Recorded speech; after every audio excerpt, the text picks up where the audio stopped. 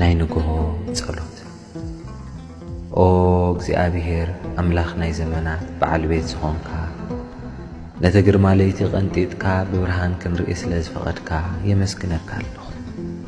ኣብ መደቀሴ ዝሓለኻኒ ካብ ሞት እውን ዝሰወርካኒ ኣኢዳወይ ናብኻ ይልዕል ኣለኹ።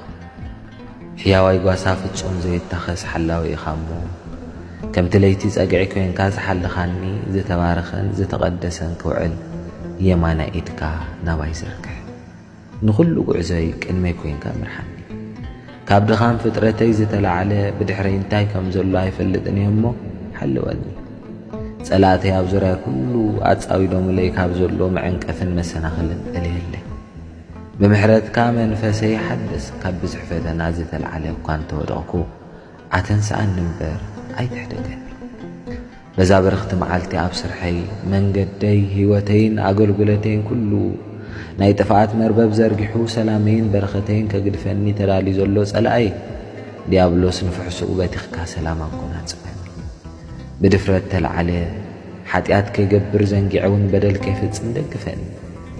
ደም ካብ ዝፈሰሉ ፍርዲ ካብ ዝቐንየሉ ድኻ ካብ ዝብደለሉ ምትላልን መጨቐጫቕን ካብ ዝኸብረሉ ጣዖትን ሰይጣንን ካብ ዝለኹሉ ስፍራ ኮነ ስራሕ ብፍጹም ሓለወኒ።